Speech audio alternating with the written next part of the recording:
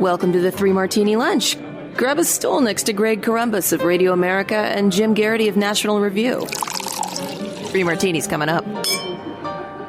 Glad you're with us for the Wednesday edition of the Three Martini Lunch. This is our special Things We're Politically Thankful For edition of the podcast.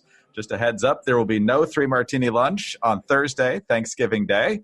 We wish you a very happy Thanksgiving Day with your family, whether you're defying draconian governor orders or not, and you're just staying with your immediate family. Have a wonderful day. And I know we'll be joining you and being thankful for all the blessings we have. On Friday, we will have our very special annual Black Friday edition of the Three Martini Lunch, where Jim and I so generously come up with gifts for political figures and sometimes other folks too. So make sure you're there for that. We hope you do join us. Jim, let's talk about the things we are politically thankful for. We should point out today we're also sponsored by the Headspace app, but we are going to each name three things we're politically thankful for in alternating order. Who do you have up top? So a lot of years, Greg, we do snarky and sarcastic and ridicule political figures we don't like. And we're our usual gleefully cheerful, obnoxious selves. And I'm going to be a little bit different this year because it's been one hell of a year. Very rough on a lot of people. The theme of today's Morning Jolt was very much things we can be thankful for, even what feels like an absolute dumpster party of a year. And so my first and foremost, probably the most significant development of the year since the arrival of SARS-CoV-2, a.k.a. COVID-19, a.k.a. the coronavirus on our shores, the vaccines. The Moderna vaccine works and doesn't need to be stored on super cold temperatures. The Pfizer vaccine works. The Oxford AstraZeneca vaccine works. It's easier to mass produce. It's cheaper. And there's a good chance that Johnson & Johnson will make 4 working vaccines, all available, rolling out to Americans as early as December 12th or so. That's 2 weeks from Saturday. And, obviously rolling out more week by week, month by month. And by the way, let's make a note. If the Johnson & Johnson vaccine works, as it appears to do, it will mark the first time a product from Chris and Woody Johnson has not disappointed people. So really, really good work. For anyone who thinks, man, why does Jim have an issue with Johnson & Johnson? Does he hate the Band-Aids or something? No. Chris Johnson and Woody Johnson are also the owners of the New York Jets. The joke's less funny if you have to explain it. But you get the idea. So look, this, and by the way, if you go back and check, and I did it this morning, there were a bunch of people who were not sure, were not certain we'd get here this early, and some people thought that a vaccine was just not likely to be workable. But the degrees to which coronaviruses can evolve and such, some people thought we would never have one. Many thought it would take many years. We have done it in a matter of months. So thank you, pharmaceutical companies. I know you get a lot of unfair grief and aggravation. You get unfairly demonized. You are literally the saviors of humanity. You have saved us all from having to live like this with restrictions and such forever. This will probably be in the hall of great human and American achievements there. And by the way, we should point out, Oxford, lots of other companies around the Western world have helped out a great deal. So probably the single biggest thing I am thankful for as we head into Thanksgiving, Greg. Jim, we should also point out that Woody Johnson is the ambassador to the United Kingdom. Are you also thankful that he didn't move the Jets to London, or after this season, is that a question up in the air? After this year, they can take him. No, obviously that is a huge, huge development. We know that vaccines normally take years, if not more than a decade to develop, but with the all hands on deck, Operation Warp Speed, you have to mention that. That's certainly part of the funding process, or at least the distribution process, depending on the deal made with various vaccine developers. Everybody in that community was in on it in terms of trying to get this done as quickly as possible, as safely as possible. And we know we're going to have the multiple doses. We know that from what we're hearing, that second dose, at least in some examples, is going to kind of knock people out for a day or so. And so that needs to be articulated well, but we're hopefully to the point, even though Fauci thinks we're going to be kind of in this mode for at least another year, that normal is coming now sooner rather than later, and hopefully even sooner than that. Jim, my first thing I'm thankful for is Supreme Court Justice Amy Coney Barrett. This is obviously some low-hanging fruit this year, but already in the Trump administration, we got Neil Gorsuch and Brett Kavanaugh. Gorsuch has had a couple of head scratchers along the way, two especially this year on the Civil Rights Act and the Oklahoma case. I think surprised a few people, but overall, I think he's a fairly reliable originalist. Brett Kavanaugh, I don't think has done much to disappoint all the people that worked exhaustively to get him through that circus of a confirmation process. And then, of course, as happens many times, there's a vacancy due to death. And Ruth Bader Ginsburg died in mid-September. As soon as she did, of course, with the election just a few weeks away, you had a lot of folks hearkening back to 2016 when Mitch McConnell would not advance the nomination of Merrick Garland. He said the Republicans control the Senate. It's an advise and consent process. We say it should be up to the next president. That gamble paid off. That's how we got Gorsuch. This time, the Republicans controlled the White House and the Senate. It's full steam ahead, even though a couple senators originally said it's too close to the election. Mitch came out and said, keep your powder dry. And then the next thing you know, Amy Coney Barrett, everybody already had all of her information up on Capitol Hill because just a couple of years ago she had been confirmed to the Seventh Circuit. So everybody was ready for this fight. You could roll it out faster than you could have for anybody else. Everyone on both sides was pretty much ready. And Republicans had the votes. It's ridiculous that I don't think any Democrats voted for Amy Coney Barrett. The idea that she's not qualified to be on the Supreme Court is insane. So it was politically dangerous, I guess. I don't think it cost Trump the election. It certainly didn't cost many Senate Republicans their seats. And Amy Coney Barrett, from everything we've seen, will be another strong defender of the Constitution. And while we extend our condolences to the Ginsburg family, much more so than Ruth Bader Ginsburg. Greg, this entire series is going to be, I put something out, then you put something out, and I feel like, dang it, I should have thought of that one. But that's why you go second. So excellent choice. So, yeah, when a presidential election doesn't go Republicans' way, knowing that there are other branches of the government that might be in a strong position to defend the Constitution against what other branches might do over the next few years is a good thing. It helps to give you some peace of mind. And another place where you can possibly find that is Headspace, because look, life can be stressful under normal circumstances, and 2020 has taken normal circumstances and raised it extensively. You need stress relief that goes beyond quick fixes, and that's where Headspace comes in. Headspace is your daily dose of mindfulness in the form of guided meditations in an easy-to-use app. Headspace is one of the only meditation apps advancing the field of mindfulness and meditation through clinically validated research. So whatever your situation, Headspace really can help you feel better. Are you feeling overwhelmed? Headspace has a 3-minute SOS meditation for you. Do you need some help falling asleep? Headspace has wind down sessions their members swear by. And for parents, Headspace even has morning meditations you can do with your kids. Headspace's approach to mindfulness can reduce stress, improve sleep, boost focus, and increase your overall sense of well-being. And as I've said a number of times now, our chief of operations says that several of my colleagues at Radio America have used Headspace. He says covering this news cycle, our employees definitely need to decompress and recharge each day. Our team uses Headspace to refresh their minds, flushing out the daily buildup of conflict, chaos, and worries that drag all of us down. He goes on to say it makes them sleep better at night, they're more focused during the day, and they just feel better, which we all need in a year like 2020. Headspace is backed by 25 published studies on its benefits, 600,000 five-star reviews, and over 60 million downloads. Headspace makes it easy for you to build a life-changing meditation practice that works for you on your schedule, anytime, anywhere. You deserve to feel happy, and Headspace is meditation made simple. Go to headspace.com/martini. That's headspace.com/martini for a free 1-month trial with access to Headspace's full library of meditations for every situation. This is the best deal being offered by Headspace right now, so head to headspace.com/martini today. All right, Jim, we've each got our first item we're politically thankful for in the books. What's your second one?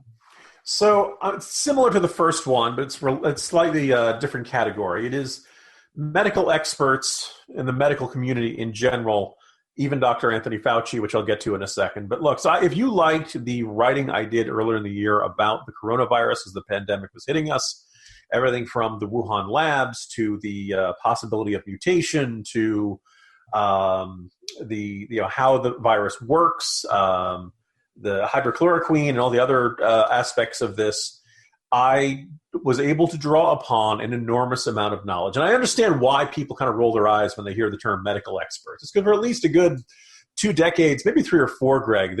Medical news has generally been experts released a new study saying that beets are wonderful for you and, in fact, can prevent cancer. And then about a year later, it's like experts came out with a new study. It says beets are deadly for you and, in fact, can cause cancer. And you look like, what do experts know? Look, this has been a crisis that has required more brilliant medical minds all around the world to focus, sort things out, figure out how the virus works, what makes it unique, how it can be attacked. And I have spent more time reading medical journals and heavy-duty medical news websites and all that stuff than I ever expected to in my lifetime. The vast majority of these people are utterly brilliant. The vast majority of these people are giving their best assessment based on what they can see and what they know. The best of them don't make sweeping statements like beets will cure cancer or will cause cancer. And thus, by the way, I picked beets at random. I have not heard anything about beets, if you're thinking. Our second sponsor for the day is not the National Coalition to Oppose Beets or anything like that. So, look, this has been a year in which we've been confronted with something that was largely unknown. It is a novel coronavirus. It's called that because it's new, not because everyone should buy my novel. It is, and so we're dealing with the unknown. And in some cases, nothing is more scary than the unknown. Well, all around the world, but particularly here and in the UK and Europe, brilliant minds went to work, started working in the lab, starting dissecting what they could figure out, ran the tests, studied the patients, and accumulated just an enormous amount of knowledge that is what has made these vaccines possible. And also, I should point out, increasing rates of treatments, including what we saw with the president a few weeks ago. The FDA just approved that for everybody a day or two ago, and various other treatments. There's studies who are indicating the death rate for people who check into the hospital is down to about 3.4%. That's really good news. People who are staying in the hospital generally are spending less time. It's been from about the 9, 10, 11 day range to about 4 or 5 day range, which is a really big step as well. So medical community, in addition to the pharmaceutical companies, you guys have just stepped to the fore. Thank you for everything you have done. I have not needed you much this year, knocking on wood, but I feel confident in your hands. So thank you for everything you've done, medical community. A lot of work being done in that area this year, obviously. And again, like the vaccine, done with a lot of pressure on them to get that research done as quickly as possible. All right, on to my second thing I'm politically thankful for, Jim, the Abraham Accords. At the beginning of the Trump administration with Jared Kushner kind of being put out there as the point man rather than the Secretary of State, although I think that has changed quite a bit over the course of the administration. I think Mike Pompeo has become a leading figure on that. But at the beginning, it was branded by the media and some others as amateur hour. Nothing's ever going to happen. They're just going to make things worse. But on the military front, the president was very direct in getting rid of ISIS, and that threat seems to be pushed back, at least for the moment. Dropped a bomb on Syria to put them on notice. But the big thing was getting Gulf states and other Arab states to recognize Israel and to help establish economic ties there. Israel, Bahrain, United Arab Emirates, and Sudan are now all recognizing each other and establishing economic ties. We just talked earlier in the week that it appears Netanyahu met with the Crown Prince of Saudi Arabia, which would be an historic moment in Middle East peace. I think a lot of people 4 years ago would have said this was impossible. We played the clip of John Kerry from back when he was Secretary of State saying, never going to happen. You can never have this happen unless there's peace between Israel and the Palestinians. Well, we'll see if that's the case. Who knows when there's a flashpoint in the Middle East, whether these Arab states are going to maintain these relations or whether things will get frayed. But as for now, it looks like the focus has been on where can we find common ground with these people. We're not going to find common ground perhaps on the most contentious issues between Judaism and Islam, of course, but we can have economic ties. We can have travel exchange between our countries. And there's stories that other Gulf states and other Arab states are coming on board.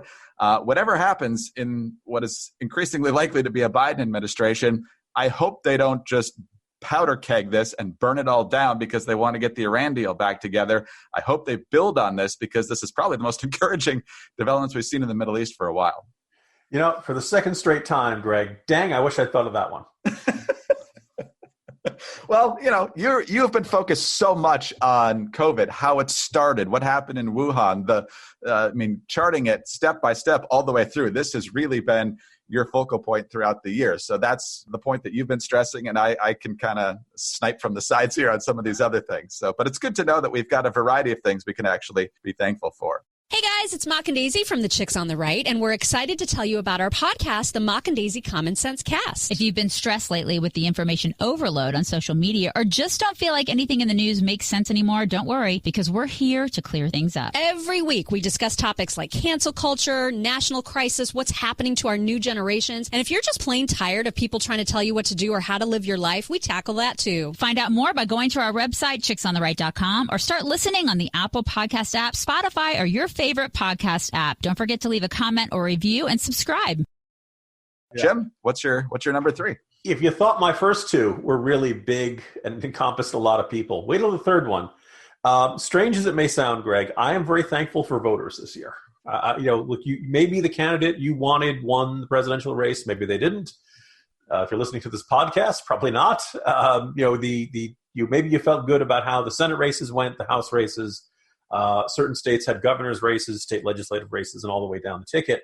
As of this recording, more than 153 million Americans participated in voting in this year's elections. And I think that, it usually takes a few weeks. If you think that, New York and California are being ridiculous, listen to the Black Friday podcast, because I'll have a few things to say about that. But basically, Americans demonstrated that they care. A couple past episodes of these podcasts, Greg, we talked about calls for mandatory voting and why that's a terrible idea. And I want to preserve your right to not vote. But if you care about these things, if you care about what your government does, if you care about ensuring the protection of your constitutional rights, if you think the people in charge of our government are not always the brightest people in the room, the sharpest knives in the drawer, if they are not always thinking of the common good and the good of everyone, if you think they can be selfish, if you think they can be corrupt, if you think they can do a bad job, if you think they can be utterly incompetent, well, then you should vote, in part because in our constitutional system, this is your chance to veto them. This is your chance to say no. There are a whole bunch of powers that are given to the government. Some might argue too many powers that are given to the government. But in our system, they all have to stay, to get reelected. They all have to stand before you, and you get a chance to judge them. 153 million Americans have done it. By the time it's done, maybe we'll be up to 154 million. I don't want to quote the exact percentages on registered voters and overall potential eligible voter participation, but they're pretty darn high this year. And look, the stakes were enormous. This was not a quiet year. This was not a year where there was not a lot at stake. And as you may have heard this morning, Barack Obama is contending Republicans did better among Hispanics because of gay marriage. Greg, did you see any messaging on gay marriage in the entirety of 2020? No.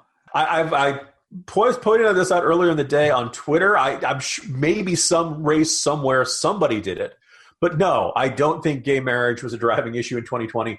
Mr. Former President Obama, you may have noticed we had a lot of other stuff going on for much of the year. So no, gay marriage was not the driving issue, and it's not the reason Republicans did better amongst Latinos.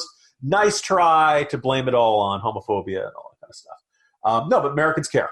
And they demonstrated that they will come out. They will come out during a pandemic. They will vote early. They will vote absentee. They will, they see it as a duty. And Americans, even though we didn't vote for the same folks, I'm glad you came out and voted. I'm glad you made your voices heard. Absolutely amazing, Barack Obama. But these people probably do. There's a lot of people of deep faith in the Hispanic community. I'm sure they do care about that issue. But it was not one that was heavily campaigned on or articulated by certainly President Trump, who's pro-gay marriage, and other Republican candidates. Maybe in local races that we didn't get to follow very carefully, it happened. But apparently 12 years later, we're still all bitter clingers, Jim. All right, let's get on to our final one, and Jim, I'm kind of cheating here because I'm combining two into one. Remember in the 2012 Democratic campaign where Obama and Biden were running for re-election, and the big thing at the convention was Osama bin Laden is dead and General Motors is alive? Mm-hmm. Well, I'm going on a twist of that kind this year. I'm excited that Qasem Soleimani is dead and Irving Schmidlap somehow is alive. Excellent selections. So, I mean, I know it's hard to believe because it happened at the very beginning of the year, and it feels like we've lived through about 20 years in this one year. But the U.S. killing Qasem Soleimani actually took place this year. It was in the first couple of days of January. You might remember the liberal media for at least a week or so was convinced we were headed to World War III. And now half the country probably forgot that it even happened. But Qasem Soleimani was not just a high-ranking military figure in Iran. He was pretty much the head of executing the vicious agenda of the Revolutionary Guard. He was responsible for orchestrating troops and plans that directly killed U.S. forces in Iraq to the tune of at least hundreds, if not more than 1,000. There was a time there, especially during the insurgency, where the Iranians were killing more people than AQI and others in Iraq. He was an absolutely dastardly figure, targeted his own people at times when they rose up to resist the regime. There's nothing to mourn here, even though the media was playing the Iranian state TV, talking about what a tragic day this was and how the world was on the brink of deadly war. But Qasem Soleimani being dead is only good news. And Irving Schmidlap, for years, has been kind of the generic name for any bureaucrat or just any random person. And then as the Democratic presidential field for 2020 grew past 10, past 15, past 20, up to, I think, eventually 25 or 26, we got to the point where Jim was saying, yeah, even Irving Schmidlap's going to get in this thing at some point.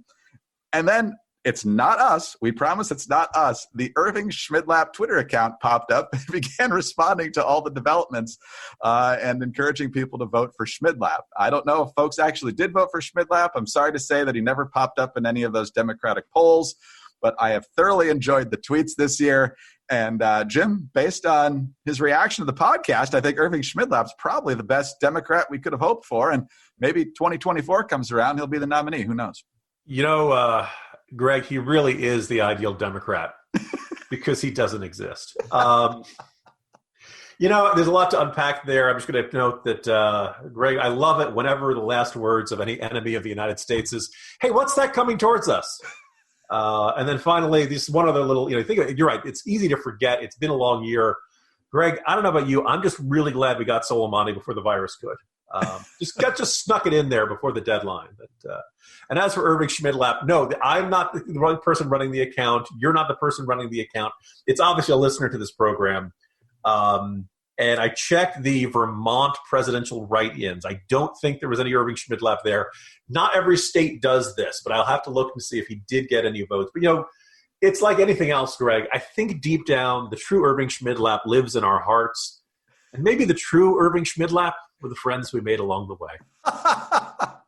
If I remember Schmidlap's tweets correctly, I think he lives in Utah because I think he wrote himself in there at least. And whether it happened there you go. else, now I know where to look. I don't know. But if there's more than one, I'll be really, really excited. And even if there's one vote, think of all the people who actually announced that he did better than, because they all got out before any votes were actually cast, including our likely next vice president of the United States. Yeah, I know. That's something like 1/12 of what Gilmore got in Iowa caucuses back in 2016. Heck, depending on how many friends and relatives he managed to get to write in too, maybe he beat Gilmore. I don't know. I don't mean to pick on Jim Gilmore. We love Jim Gilmore. 2024, it's all coming up roses for Irving Schmidlap. We'll see what happens. But the Gilmore-Schmidlap Unity ticket will bring us to half this ticket exists. Amazing. Jim, happy Thanksgiving to you and your family. Happy Thanksgiving to our listeners. Like we said, it's been a very difficult year. I'm sure there are listeners who have someone that's not going to be able to join them, and not just because you're trying to stay safe this year, but perhaps they're no longer with you at all, whether it's due to COVID or something else, and that makes the holidays a difficult time. But continue to cherish their memory, continue to cherish the family that you do have. Jim, I certainly cherish the work that we do together on a daily basis. So again, happy Thanksgiving to you, and we'll see you again on Friday. Indeed, Greg. Thanks to you for doing the vast majority of the work for this podcast day after day. Best to the Corumbus family and to all of our listeners. Thank you for listening. I hope you have a wonderful and safe weekend. Jim Garrity of National Review. I'm Greg Corumbus of Radio America. Don't forget Jim's book, Hunting for Horsemen, a dangerous click novel, on sale now. Also, remember to subscribe to the 3 Martini Lunch podcast. We always love to see your kind reviews and your 5-star ratings. You can also get us on those home devices. All you have to say is play 3 Martini Lunch podcast. Have a very happy Thanksgiving. Enjoy the day. Remember, no podcast tomorrow, but we'll see you for our Black Friday special on the Friday edition of the 3 Martini Lunch.